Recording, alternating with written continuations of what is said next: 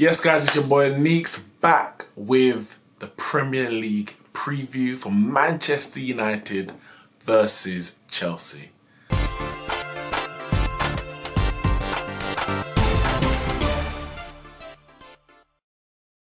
Yes, the transfer window's over.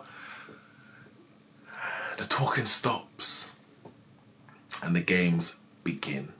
It's been a very strange build up to this Premier League season for Man United. The transfer window was somewhat underwhelming, but in the same way, you think that they did address some key areas. Now, going into this game against Chelsea, obviously all eyes are going to be on Harry Maguire.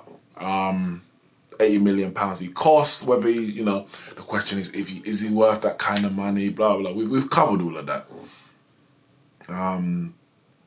One of the bigger issues will be the choice, the players available to Solskjaer to pick for this game and going forward.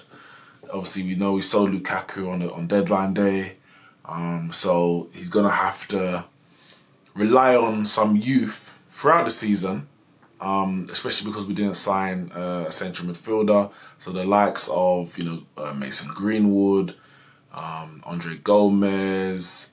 Obviously, we know Scott McTominay. He's a mainstay in the team now. Among others are gonna probably get their chance. Maybe even the likes of Taif Chong, and we know Axel Tuanzebe. He was on loan at Aston Villa last year. There was talk about whether or not he's going to go on loan again, but of course he's staying for the season. So I think there's going to be a lot of youth who are going to be used. There's Andres Pereira. I think he's probably about 23, 24 now. So I wouldn't even class him as necessarily youth, but he is a young player who, not yet reached their prime, but still yet to make his mark, I'd say, at Manchester United. He's done very well in a couple of pre-seasons now, this year and last year, but he hasn't really translated that to on the pitch as of yet. And there's big seasons for some of the senior players, the likes of Fred. This is his second year in the Premier League, and now he really has to step up.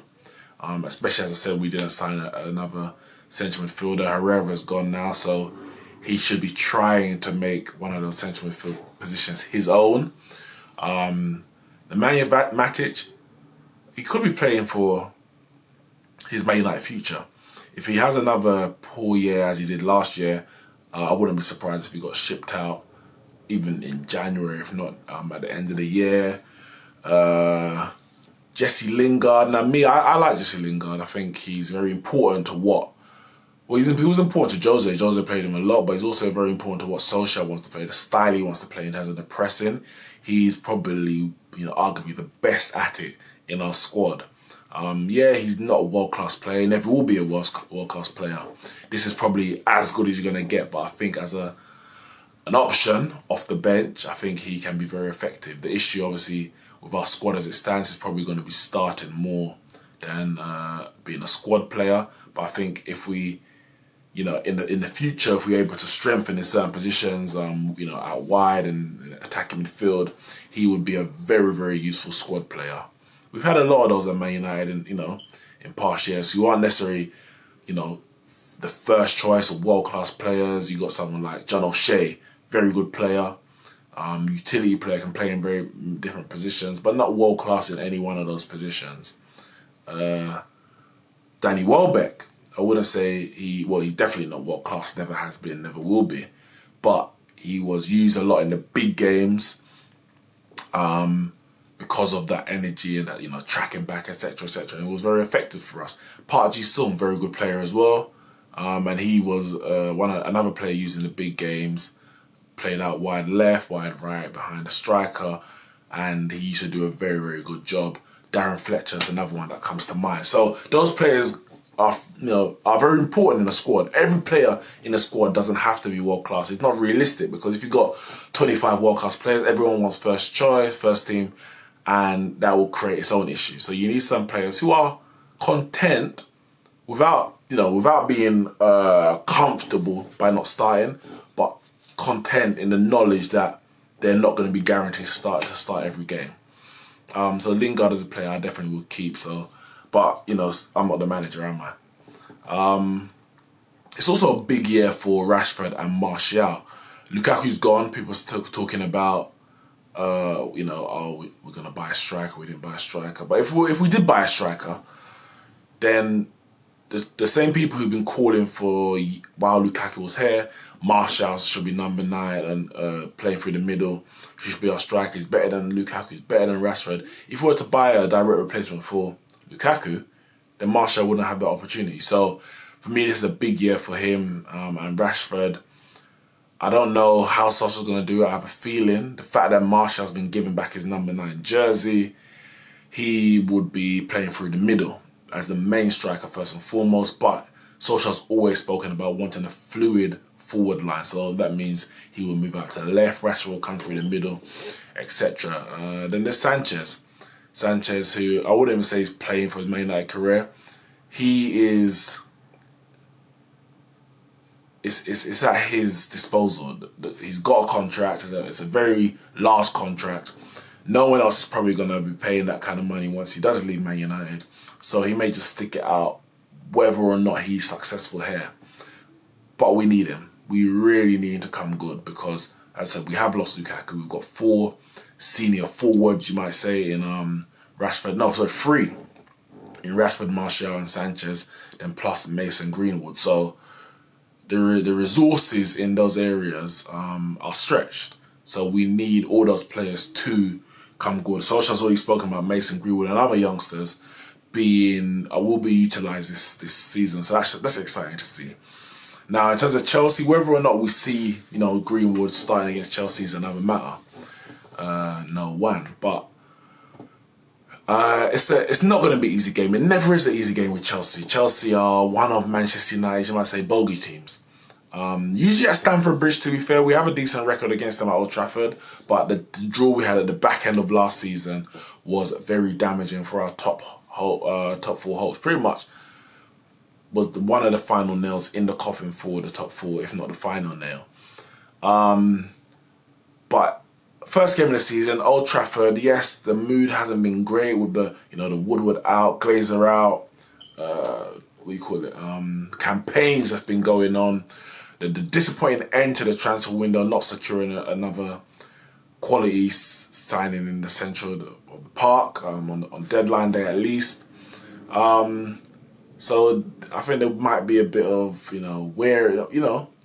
wariness in terms of not 100% sure what to expect from this team. Solskjaer, of course, his first full season as Manchester United manager. The pressure is on. Arsenal's done business. Spurs have done business. Obviously, Liverpool and Man City are where they are. So the road back into the Champions League is not going to be a tough one. So I think people are going to be a bit tentative. But Old Trafford, first game of the season, I think the crowd will be up for it. And hopefully the players can, get up for it as much as the fans will be. You shouldn't need getting up for a game of this magnitude. Chelsea are one of your top 4 rivals. You're playing at home first game of the season. You want to make a statement. And that's what we have to do. I think the team we'll go with will be De Gea in goal, Wan-Bissaka on the right, Maguire and Lindelof as the centre-backs, and Shaw on the left. I think he'll play a 4-2-3-1 with McTominay and Pogba in the middle. I would have Rashford on the left, Lingard in the number 10 position. I think he's going to go with Dan James from the start on the right with Martial up front. Now, of course, he could go with Mason Greenwood on the right and bring on Dan James later, especially with that pace that can really cause Chelsea problems. But granted, he hasn't got much experience at this level either, or none, you might say. He's 4 years older than Mason Greenwood, and that professional experience, I think, counts for something. We know Mason Greenwood has played for Manchester United before, a couple of games at the back end of last season. So it will be interesting to see if he does go from the start. But whoever it is, are going to get the full backing of the Man United crowd. It's a big game. I think based on the results of the weekend so far, Liverpool and Man City laying down a title marker. Spurs coming from behind to beat Aston Villa 3-1. I think it's a win that we definitely need. The second game of the season is against Wolves, so it's going to be very important that we get off to a winning start and make a statement to say, you know, from the players, we believe in this manager. The fans believe in the manager, and we're ready to, you know, to press on this season and get us back into a position where we can start challenging for titles again. But winning these big 6 games are going to be very, very key for that. It's going to be interesting to see what Chelsea can do. Obviously, going to have their guy Pulisic up against Aaron Wan-Bissaka. That should be a very interesting battle. Through the middle, I don't know who they're going to play. They've got this Tammy Abraham, Michy Batshuayi, Olivier Giroud. I don't personally rate either of those 3 strikers very, very highly. But Maguire and Lindelof have to be on job. Maguire, yes, he's played in the Premier League before. Yes, he's played against some of these strikers and attackers before. But playing for Manchester United is a different kettle of fish. Completely different kettle of fish. 80,000 fans expecting plus some. You know you can't drop your performance at all because the world is watching. So we'll see how he handles that Old Trafford pressure. But I think, you know, he's played at Wembley, he's played in the World Cup, and he's handled all that pressure as well. So I don't expect it to affect him in a negative way. I want him to be able to draw on the crowd and that expectation to put in a very good performance. Prediction, I'm going to go 2-1. Wouldn't be surprised if it was 1-1. We do seem to draw a lot of games with Chelsea these days. But first game of the season, I'm excited by our 11. I'm worried about the squad.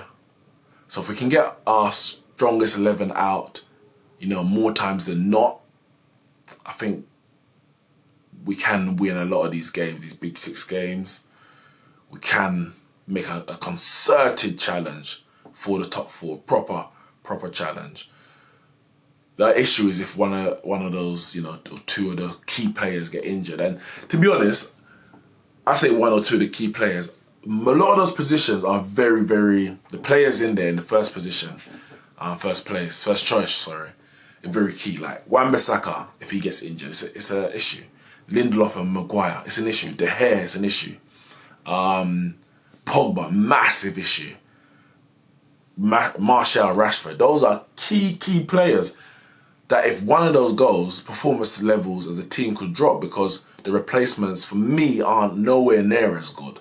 So keeping that 11 fit is going to be a mammoth task, which makes the end to the transfer window even that more disappointing. But it's done. Nothing you can do about that right now.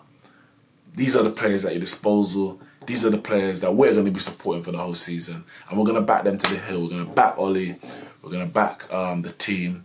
And I think we can get off to a winning start. A very, very important statement to lay down to Chelsea and the rest of the challengers. That's it from me, guys. Make sure you hit the like and subscribe button. Drop your match predictions in the comments below. I'll see you soon.